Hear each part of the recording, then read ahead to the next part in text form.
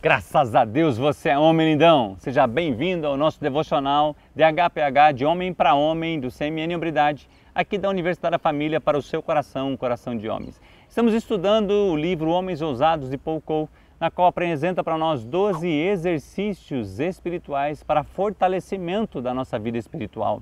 E hoje nós chegamos ao 12º, ou seja, o último princípio dessa fase que nós estamos trabalhando. Ainda temos muitos assuntos desse livro que são riquíssimos, que nós queremos compartilhar com você. E qual que é o último assunto? Nós já vimos desligue, ligue, leia, incentive, ore, proclame, medite, frequente, ouça, faça, corte. E o 12º é dizime.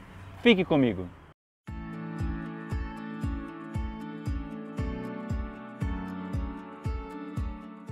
Esse é um exercício fantástico de gratidão e honra ao nosso Deus, porque nós não pagamos o dízimo, nós reconhecemos esse princípio e o obedecemos com alegria. É um princípio fantástico da Bíblia que nos presenteia com esse privilégio de podermos dizimar. Paul comenta neste exercício espiritual que esse é o sistema de Deus para a saúde financeira, que funciona tão bem que até mesmo especialistas seculares o recomendam. Uau!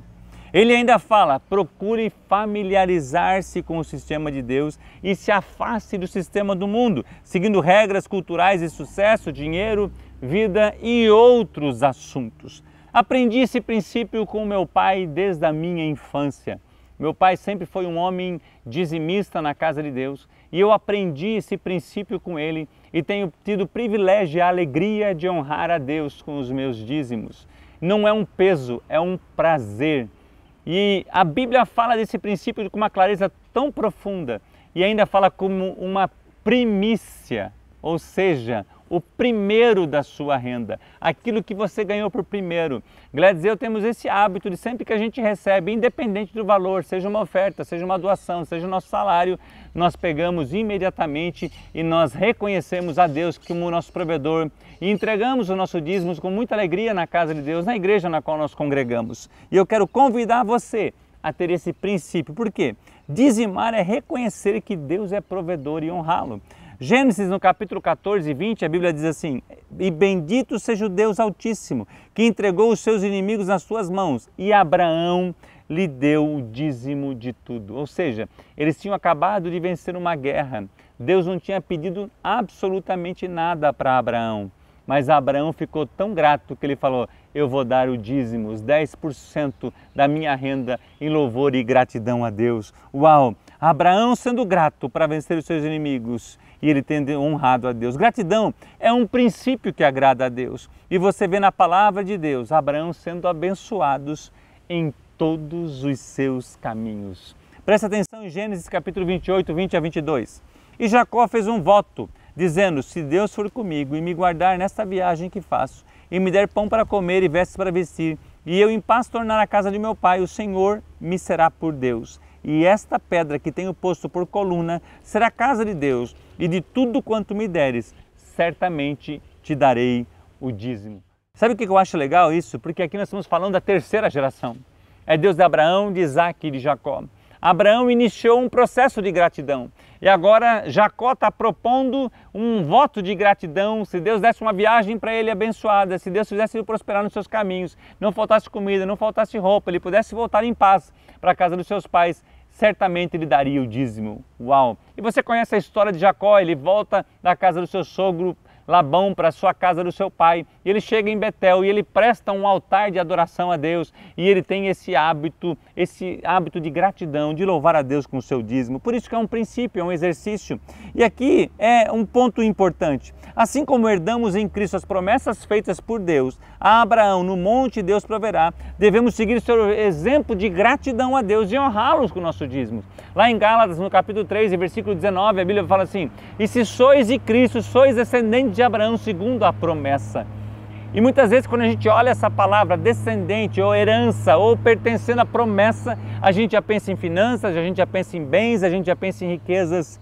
Mas a gente também tem que entender de herdar esse espírito de gratidão que Abraão, Isaac e Jacó tinham, de entregar a Deus o dízimo. Uau! Já tive muitas experiências fantásticas com Deus a respeito do dízimo. Eu tive experiência de perder carteira e eu receber a carteira totalmente inteira. Várias experiências que eu tive com a minha esposa, com a minha família,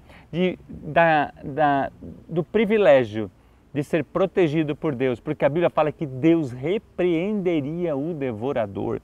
Uau!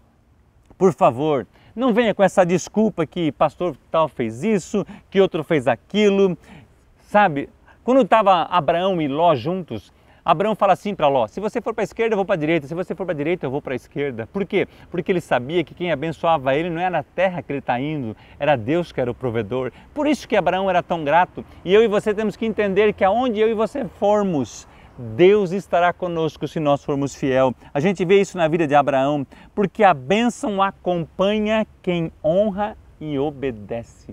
A Bíblia fala lá em Deuteronômio 28, e as bênçãos correrão e te alcançarão. Ou seja, eu e você não precisamos correr atrás das bênçãos, elas correrão atrás de mim. Outro princípio que eu aprendi com meu pai, também com o curso do Crown Finanças que está na Bíblia Sagrada, é dar as primícias para Deus. Como é gostoso fazer isso. Assim que Deus permite, como eu já compartilhei, que a gente recebe alguma coisa, imediatamente, hoje com o Pix ficou tão fácil, primeira coisa que eu quero fazer é entregar para o Senhor a gratidão. Deus, muito obrigado porque o Senhor é provedor.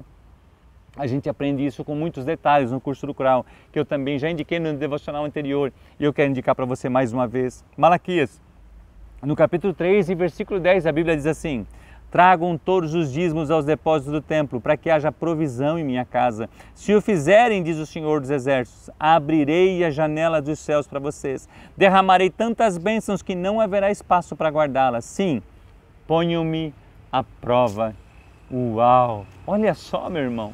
Por isso que é um princípio, por isso que muitas pessoas batem sobre nisso, muitas pessoas são contra isso, porque quando a gente fala de um princípio, há uma reação das pessoas contra o princípio, certo? Então nós precisamos entender que quem que vai ser abençoado? Não é quem critica, não é quem que fique falando, é quem faz. Quem faz atrai para si as suas bênçãos. Por isso que o nosso último devocional foi faça. Faça, haja. Eu acho fantástico isso. Olha o que o texto diz: Deus promete abrir a janela dos céus e nos abençoar. Então por que não é praticado por muitos? Por causa da avareza, das más companhias, da falta de conhecimento, da falta de fé e assim por diante. Pense comigo.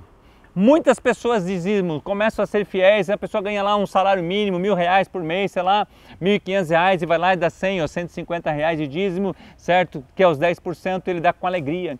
E aí Deus começa a abençoar ele. E ele vai para 2, 3, de repente ele chega a 10 mil e agora ele tem R$1.000 que ele vai entregar de louvor e gratidão ao dízimo. E aí entra a avareza no coração. Poxa, mas R$1.000 eu posso pagar a prestação de um carro? R$1.000 eu posso pagar uma prestação de uma casa? A questão é que continua sendo 10%. A questão não é o valor, a questão é onde está o seu coração, ali está o seu tesouro. Uau! Continua a ser 10% em todas as situações. Antes ele tinha 900 se fosse 1.000, agora ele tem 9.000 se for 10.000. Ou seja, não é o valor, é o coração.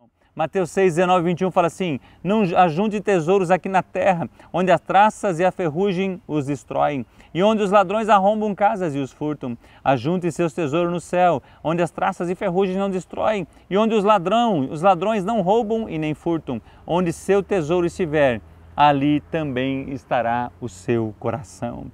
É um princípio e eu convido a exercitá-lo. Não se deixe levar pelos pensamentos da sociedade ou até por pessoas que estão na congregação, que ainda não entenderam esse princípio. Ainda em 2 Coríntios capítulo 10, versículo 5, a Bíblia diz: destruindo os conselhos e toda altivez que se levanta contra o conhecimento de Deus e levando cativo todo entendimento, ou tem uma versão que fala todo pensamento, à obediência a Cristo.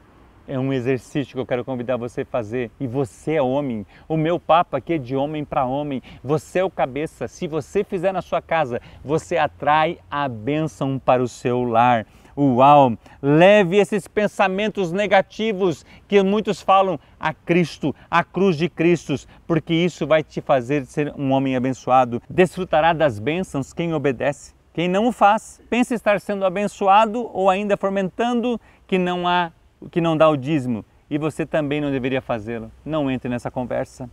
Não entre nessa. Leve seus pensamentos cativos a Cristo. Lembre-se que é um princípio espiritual, não material. Ou seja, você está usando o material para servir o espiritual. Uau! Deuteronômio 30, 19 e 20 fala assim: hoje lhes dei a escolha entre a vida e a morte, entre as bênçãos e as maldições. Agora chamo os céus e a terra como testemunha da escolha que fizeram. Escolham a vida para que vocês e seus filhos vivam. Faço isso amando, obedecendo e apegando-se fielmente ao Senhor, pois Ele é a sua vida. Se vocês o amarem e lhe obedecerem, Ele lhes dará vida longa na terra que o Senhor jurou a dar aos seus antepassados, Abraão, Isaque e Jacó. Uau! Você, a escolha é sua. Creio que podemos entender que é uma escolha pessoal que atrai a bênção a você e, no seu caso, é o homem, o sacerdote da casa. Diga sim. Diga melhor, a si mesmo, eu vou fazer esse exercício. Uau! Ainda o Paul Cole escreve nesse devocional algo muito fantástico, uma frase que ele está usando aqui de John Wooden, um legendário técnico de basquete da Universidade da Califórnia, da UCLA.